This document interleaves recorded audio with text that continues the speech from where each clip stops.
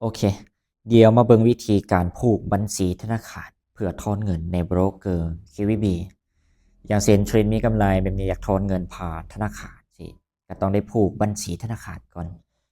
แล้วก็เดี๋ยวก็สิมาตัวอย่างนะสาธิตให้ทุกคนเบิ่งว่าเฮาสิผูกจังใดหลังจากที่ว่าเฮาล็อกอินเข้ามาหน้านี้ปึ๊บหรือว่าล็อกอินเข้าระบบ KVB ปึ๊บซึ่งเฮาสามารถเข้าผ่านเบราว์เซอร์แล้วก็ผ่านแอปได้ จากนั้นทุกคนมาฟังก์ชันนี้นะด้านถึงนี้ตัว3ขีดนี่เลย3ขีดนี่เลยนะคลิกเข้าไปจากนั้นทุกคนกดคำว่าถอนนี่นะหลังจากที่ว่ากดคำว่าถอนปุ๊บ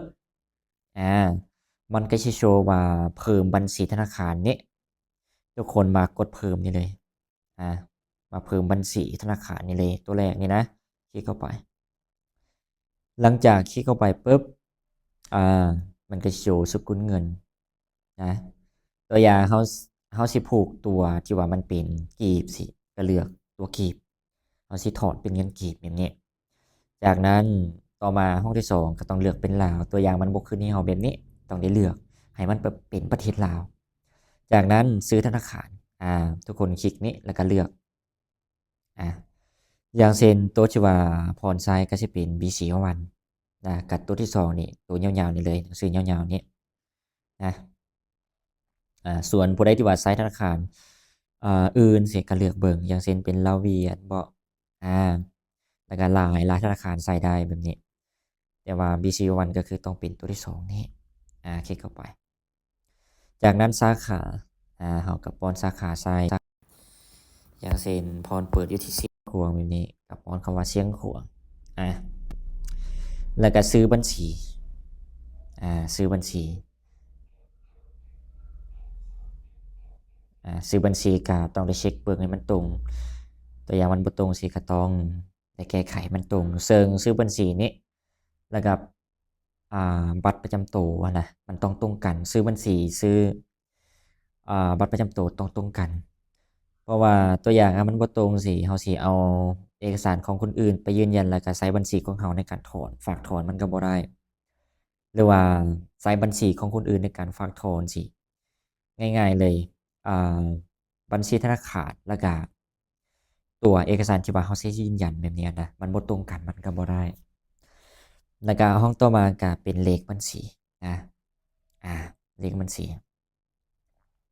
ซึ่งส่วนตัวก็ได้แคปไว้ก็สิไปเบิ่งมันก่อนปึ๊บ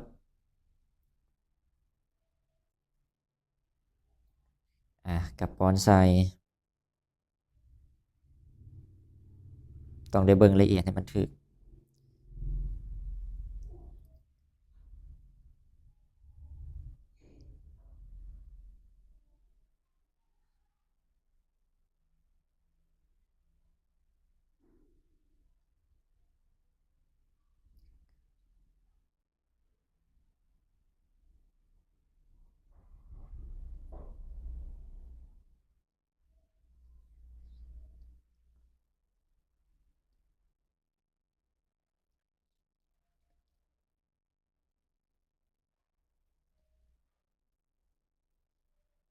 โอเคจากนั้นเฮาก็เช็กเบิ่งหลังจากที่ว่าเฮาป้อนหมายเลขสำเร็จมาเช็กเบิ่งอีกรอบ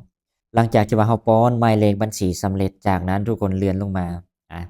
มันก็สิโชว์คำว่าอัปโหลดอ่าตัวหน้าปึ้มบัญชีซึ่งเราต้องได้ถ่ายแล้วก็อัปโหลดเข้าไป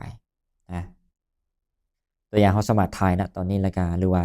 อัปโหลดรูปที่ว่าเราเคยถ่ายซึ่งพรก็ได้ถ่ายไว้อัปโหลดปกติเลยอ่า